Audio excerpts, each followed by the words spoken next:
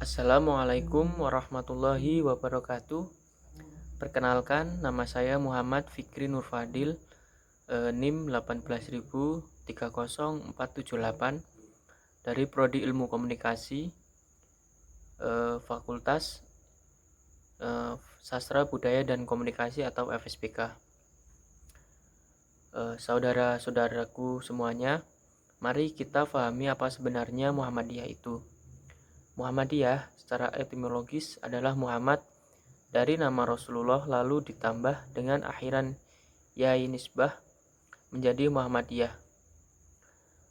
dan disederhanakan menjadi Muhammadiyah yang berarti pengikut Nabi Muhammad SAW yang setia, mencintai, mengidolakan, mengamalkan dan memperjuangkan misi dan ajaran-ajarannya sebagaimana tercantum dalam Al-Quran dan hadis.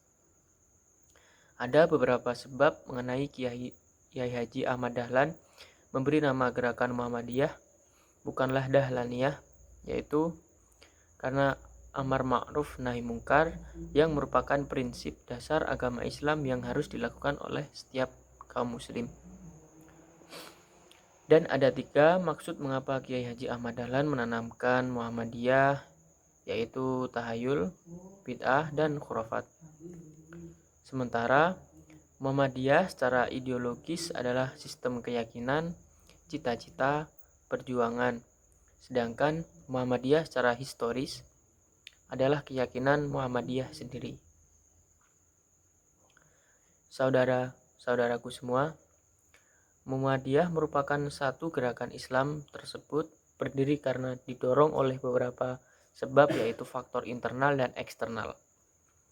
Internal yaitu faktor-faktor yang terdapat pada masyarakat Islam Indonesia, yang mana pada saat itu terdapat ketidakmurnian amalan Islam akibat tidak dijadikannya Al-Quran dan As-Sunnah sebagai rujukan untuk menjalani hidup di dunia oleh sebagian besar umat Islam Indonesia. Eksternalnya yaitu faktor-faktor yang terdapat pada luar tubuh masyarakat Indonesia. Pada saat itu Indonesia sedang mengalami peningkatan gerakan kristenisasi dalam masyarakat. Dan dengan dilandasi Al-Quran surat Al-Imran ayat 104 yang berbunyi waltakum minkum ummatu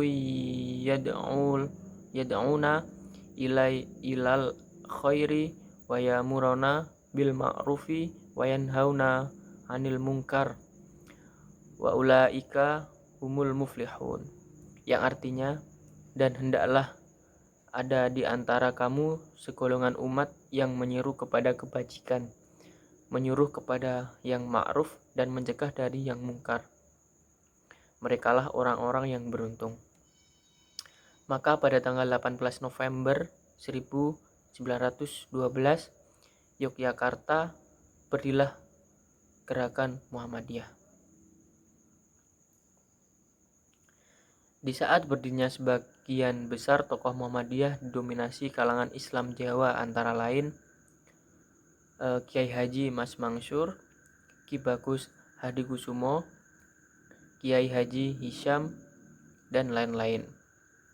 Tokoh utama pendiri Muhammadiyah adalah Kiai Haji Ahmad Dahlan yang saat itu dibantu oleh beberapa anak muda kauman, antara lain Haji Syarkawi, Haji Abdul Ghani, Haji Muhammad Syudja, Haji Hisham, Haji Muhammad Fakhruddin, dan Haji Tamim. Selanjutnya dalam perkembangan hingga sekarang Muhammadiyah sudah dipimpin oleh 15 orang tokoh, yaitu Kiai Haji Ahmad Dahlan, Kiai Haji Ibrahim, Kiai Haji Hisham, Kiai Haji Mas Mansur, Ki Bagus Hadikusumo, Buya A.R. Sultan Mansur, Kiai Haji M. Yusuf Anis, Kiai Haji Ahmad Badawi, Kiai Haji Fakih Usman, Kiai Haji A.R. Fahrudin, Kiai Haji Ahmad Azhar Bashir, Profesor Dr. Haji Amin Rais, Profesor Dr. Haji Ahmad Syafi'i Ma'arif, Profesor Dr. Kiai Haji Din Samsudin MA, Profesor Dr. Kiai Haji Haidar Nasir MSI. Bahkan ada juga di antara tokoh-tokoh Muhammadiyah yang diberi gelar sebagai pahlawan nasional oleh pemerintah RI, antara lain Profesor Dr. Amin Rais. Saudara-saudaraku semua, sebagai satu gerakan Islam, Muhammadiyah mengalami dinamika yang cukup pesat, yang mana hal itu terlihat dari perkembangan secara keorganisasian. Secara horizontal, Muhammadiyah mempunyai organisasi sayap yang dikenal dengan Ortom, kepanjangannya adalah organisasi otonom. Yang terdiri Ortom khusus artinya organisasi atau badan yang dibentuk oleh Persyarikatan Ortom. Khusus ini hanya ada satu, yaitu Aisyah. Dan Ortom umum yang terdiri dari IPM, IMM, Tapak Suci, Pemuda Muhammadiyah, Naisyatul Aisyah, Hizbul Waton. Dan sementara secara vertikal, Muhammadiyah mempunyai jaringan struktur organisasi yang rapi dan kuat yang terdiri dari pimpinan ranting, pimpinan cabang, pimpinan daerah, pimpinan wilayah, pimpinan pusat, bahkan jaringan keorganisasian. Muhammadiyah juga sudah go internasional yang ditandai dengan berdirinya Islam Watasyah di luar negeri. Di antaranya adalah Muhammadiyah sudah mendirikan TK Aba di Malaysia dan Mesir, lembaga pendidikan dasar di Melbourne, Australia, dan pendidikan tinggi Muhammadiyah di Johor Bahru, Malaysia. Tidak hanya secara keorganisasian saja yang berkembang, bahkan amal usaha Muhammadiyah pun juga mengalami dinamika yang dinamis. Ada 5 bidang amal usaha Muhammadiyah yang dilakukan oleh Muhammadiyah dengan berbagai bentuk kegiatan nyata di tengah-tengah masyarakat. Antara lain, di bidang keagamaan yang muncul dalam bentuk gerakan majelis tajrih, di bidang pendidikan muncul dalam bentuk majelis pendidikan, di bidang sosial dan kesehatan muncul dalam bentuk majelis pembina kesehatan umum, di bidang ekonomi dan pemberdayaan masyarakat muncul dalam bentuk majelis ekonomi dan kewirausahaan, di bidang hukum muncul dalam bentuk majelis hukum dan hak asasi manusia. Karena banyaknya amal usaha tersebut, maka Muhammadiyah menjadi organisasi Islam yang paling kaya di dunia. Sebagai satu gerakan Islam, Muhammadiyah mempunyai watak, karakter, dan ideologi yang melekat.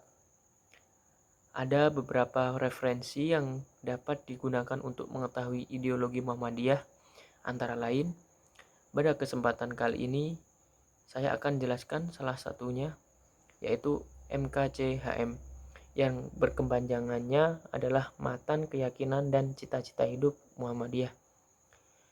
MKCHM pada dasarnya adalah sebuah dokumen yang membuat tentang salah satu landasan ideologis Persyarikatan Muhammadiyah. MKCHM dirumuskan karena adanya beberapa faktor penyebab, yaitu perkembangan Muhammadiyah yang cukup pesat, lahirnya orde baru dan menggantikan orde lama, dan beberapa hal lain. Perusahaan MKCHM berawal dari Sidang Tanwir Muhammadiyah di Ponorogo pada tahun 1969 dan akhirnya disahkan dalam forum tertinggi Muhammadiyah, yaitu di Muktamar ke-41 di Surakarta pada tahun 1985 sebagai salah satu referensi ideologi Muhammadiyah. Isi MKCHM sebagai retajdid ideologi Muhammadiyah terdiri dari 5 butir pertanyaan. Kelima butir pertanyaan itu kemudian dikelompokkan menjadi 3 bidang, yaitu pertama, bidang yang berisi akidah dan akhlak yang terdiri dari 2 butir teks, yaitu butir teks 1, Muhammadiyah adalah gerakan Islam dan dakwah berakidah Islam dan bersumber pada Al-Quran dan As-Sunnah. Akidah Muhammadiyah berakidah Islam atau Tauhidullah. Fungsi akidah bagi Muhammadiyah adalah sebagai sumber yang menentukan bentuk keyakinan dan cita-cita hidupnya. Muhammadiyah berkeyakinan bahwa Islam adalah agama yang tinggi dan sempurna, agama Allah yang diwahyukan kepada para rasulnya sejak Nabi Adam, Nuh, Ibrahim, Musa, Isa, dan seterusnya sampai kepada Nabi penutup Nabi Muhammad SAW sebagai hidayat dan rahmat Allah kepada umat manusia sepanjang masa dan menjamin kesejahteraan hidup material dan spiritual, dunia dan ukhrawi. Agama dalam pandangan Muhammadiyah dipahami ma syara'atullahu ala lisani anbiya'ihi minal awamiri wan nawahi wal irsyadati li salahil ibadi dunyahum wa ukhrahum, yang artinya agama adalah apa yang disyariatkan Allah dengan perantara nabi-nabinya berupa perintah-perintah, larangan-larangan, serta petunjuk-petunjuk untuk kebaikan manusia di dunia dan akhirat. Sedangkan agama Islam dipahami ad-dinul Islam miyul lil Muhammadi wa ma anzalallahu fil Qur'ani wa ma ja'at bihi sunnatus sahihatu minal awamiri wan nawahi wal irsyadati li sholahil ibadi dunyahum wa ukhrahum. Agama Islam untuk Nabi Muhammad SAW, apa yang diturunkan Allah di dalam Al-Quran dan yang tersebut dalam sunnah yang sahih berupa perintah-perintah, larangan-larangan, petunjuk-petunjuk untuk kebaikan manusia dan akhirat. Jadi dalam keyakinan Muhammadiyah, agama dalam arti umum adalah semua risalah dan syariat yang diturunkan kepada para nabi dan rasul Allah. Sementara yang dimaksud dengan agama Islam secara khusus adalah risalah yang syariat yang hanya termuat di dalam Al-Quran dan As-Sunnah. Oleh karena itu, agar dapat memahami dan mengetahui tentang matan atau isi ajaran Islam, maka harus banyak-banyak membaca, mengaji, mengkaji, menelaah, dan memahami isi kandungan Al-Quran dan As-Sunnah. Muhammadiyah juga berkeyakinan bahwa agama Islam yang diturunkan Allah Subhanahu wa Ta'ala kepada Nabi Muhammad SAW merupakan hidayah sekaligus rahmat Allah Subhanahu wa Ta'ala kepada umat manusia. Oleh karena itu, dalam keyakinan Muhammadiyah, Islam adalah agama yang mengajarkan kasih sayang, kedamaian, dan ketentraman hidup atau rahmat bagi semuanya. Islam tidak pernah mengajarkan kekerasan dan teror kepada umatnya. Jika di dalam Al-Quran ada ayat-ayat yang menjelaskan tentang perintah membunuh, hal itu hanya berlaku di arena dan medan peperangan. Jika di luar arena peperangan, Islam melarang sangat keras pembunuhan. Siapa yang membunuh seseorang tanpa alasan yang dibenarkan, maka ia ibaratnya telah membunuh semua manusia. Jadi Islam adalah agama yang ajarannya lebih menekankan sikap kasih sayang terhadap sesama dan juga terhadap alam. Kedua bidang yang berisi faham agama menurut Muhammadiyah yang mengandung persoalan mengenai faham agama menurut Muhammadiyah yang berisi dua butir teks pertanyaan, yaitu Muhammadiyah dalam mengamalkan Islam berdasarkan Al-Quran dan As-Sunnah Rasul. Jadi menurut faham Muhammadiyah, sumber ajaran Islam yang utama adalah Al-Quran, yaitu wahyu atau firman Allah yang diturunkan kepada Nabi Muhammad SAW dalam bahasa Arab melalui malaikat Jibril, yang di dalamnya berisi perintah, larangan, dan petunjuk atau aturan bagi manusia untuk mencapai kebahagiaan hidup di dunia dan akhirat, serta membacanya termasuk ibadah. Al-Quran sebagai sumber ajaran Islam sifatnya adalah absolut atau mutlak, pasti benar dan tidak mungkin salah, bersifat universal atau berlaku di mana saja dan kapan saja, dan bersifat statis atau tidak akan pernah mengalami perubahan selamanya. Yang kedua adalah as-sunnah atau hadis, yaitu as-sunnah artinya kebiasaan yang dilakukan oleh Rasulullah SAW dalam kehidupan sehari-hari dalam berbagai bidang kehidupan. Al-hadis artinya informasi atau kabar atau berita, informasi atau berita tentang kebiasaan yang dilakukan oleh Rasulullah SAW sebagai seorang nabi dan rasul Allah. As-sunnah atau al-hadis adalah berita tentang kebiasaan Rasulullah SAW yang terdiri dari perkataan, perbuatan, dan persetujuan Rasulullah SAW sebagai penjelas dan pelaksanaan ajaran-ajaran Al-Quran. Beberapa dengan Al-Quran yang ayat-ayatnya sudah pasti benar karena beritanya mutawatir. Al-hadis berbeda. Tidak semua al-hadis beritanya mutawatir, sehingga muncul klarifikasi hadis dilihat dari segi kualitasnya. Ada yang sahih, hasan, dan dhaif, bahkan maudhu atau palsu atau hoak. Terkait dengan as-sunnah atau al-hadis sebagai sumber hukum Islam, maka Muhammadiyah hanya mengambil yang derajatnya sahih dan minimal hasan atau makbullah. Muhammadiyah tidak akan pernah menggunakan hadis yang derajatnya dhaif dan apalagi maudhu atau palsu sebagai landasan atau sumber ajaran Islam. Hadis yang dhaif dan palsu adalah hadis yang isi dan jalur penyampaiannya tidak akurat dan bahkan dapat dikatakan gosip atau berita bohong atau bisa dibilang hoaks yang disandarkan kepada Rasulullah SAW.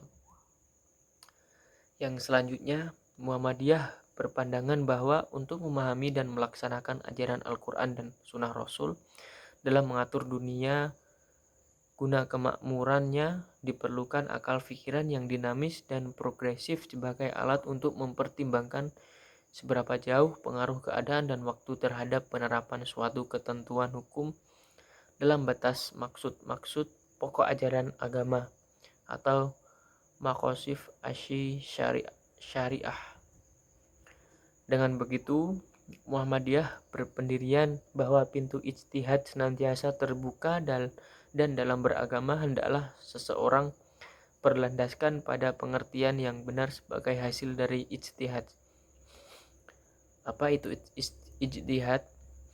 Ijtihad adalah upaya secara sungguh-sungguh seorang dengan mengerahkan segenap kemampuan akal pikirannya untuk menggali makna yang terkandung dalam nas atau Al-Quran dan As-Sunnah. Sejak masa Rasulullah SAW sampai sekitar abad 11 Masehi, pintu ijtihad senantiasa terbuka sehingga kajian dan pemahaman terhadap ajaran Islam sangat dinamis.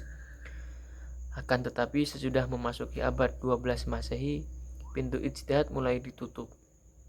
Umat Islam tidak boleh lagi menggali ajaran agamanya langsung dari Al-Quran dan As-Sunnah, tapi harus mengambil dari hasil ijtihad para ulama sebelumnya yang dianggap sudah final serta tidak boleh dikritik. Belajar sumber ajaran Islam hanya menjadi domainnya para ulama atau elit ulama. Akibatnya kemudian muncullah sikap taklid buta dan kebukuan berpikir kritis. Apa yang dimaksud dengan taklid? Taklid adalah mengikuti hasil pemikiran dan pemahaman seseorang tanpa mengetahui dasar atau landasan atau metode berpikir dan argumentasinya. Dengan demikian, bagi orang taklid yang diikuti pada dasarnya adalah hasil atau produk pemikiran atau pendapat seseorang. Hasil pemikiran atau pendapat seseorang itu kemudian dijadikan sebagai rujukan sehingga muncullah sikap kultus terhadap pendapat seseorang yang anti kritik dan dianggap benar selamanya. Bagi Muhammadiyah, jika seseorang tidak mampu berijtihad, maka hendaklah tidak taklid, tapi ittiba. Apa itu ittiba? Ittiba adalah mengikuti hasil pemahaman seseorang dengan mengetahui sumber atau dasarnya serta argumentasinya. Dengan demikian, seseorang yang berittiba pada dasarnya bukan mengikuti pendapat seseorang, tapi mengikuti metode berpikirnya dan sumber-sumber yang digunakan. Oleh karena itu, ittiba lebih ditekankan pada ittiba pada Rasulullah SAW atau mengikuti landasan dan dalil dari Rasulullah SAW atau mengikuti landasan dan dalil dari Rasulullah SAW, yaitu Al-Quran dan As-Sunnah. Dalam menetapkan tuntunan yang berhubungan dengan masalah agama, baik bagi kehidupan perorangan ataupun bagi kehidupan gerakan, Muhammadiyah melakukan dengan ijtihad jama'i atau dengan musyawarah menggunakan metode yang disebut tajrih. Tajrih yaitu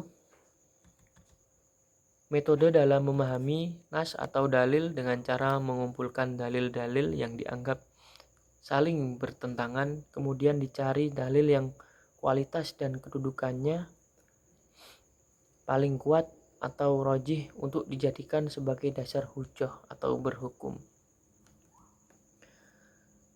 Butir keempat, Muhammadiyah bekerja untuk terlaksananya ajaran-ajaran Islam yang meliputi bidang-bidang 1. Akidah, 2. Akhlak, 3. Ibadah, dan 4. Muamalah duniyawiyah. Dengan demikian, dalam pandangan Muhammadiyah, dimensi atau aspek ajaran Islam yang kafah atau utuh itu terdiri dari 4 hal, yaitu dimensi akidah, yaitu dimensi ajaran Islam yang mengatur hal-hal terkait dengan persoalan keyakinan, keimanan, dan kepercayaan pada hal-hal gaib, khususnya keyakinan, keimanan, dan kepercayaan kepada Allah Subhanahu wa Ta'ala, yang intinya berupa konsep ajaran tauhidullah atau mengesahkan Allah Subhanahu wa Ta'ala. Dalam dimensi atau aspek ini diharapkan akidah warga Muhammadiyah adalah akidah yang salim atau akidah tauhid yang murni dan bersih dari berbagai penyakit akidah, TBC dan sifilis.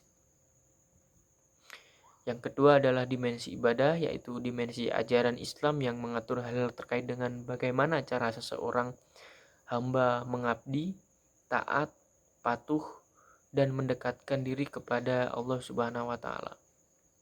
Dalam bentuk ritual tertentu dalam dimensi ibadah ini diharapkan ibadah warga Muhammadiyah sahih dan istiqomah.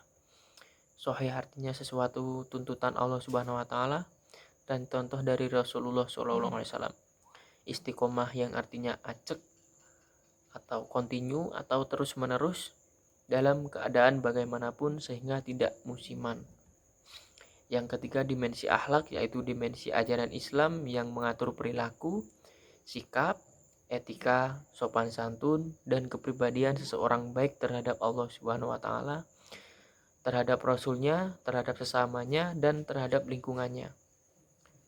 Dalam dimensi akhlak ini diharapkan akhlak warga Muhammadiyah karim atau manit, yaitu mulai seperti akhlaknya Rasulullah SAW, sebab sangat ironis jika mengaku sebagai orang Muhammadiyah tapi akhlaknya tidak seperti akhlaknya Muhammadiyah atau Rasulullah SAW.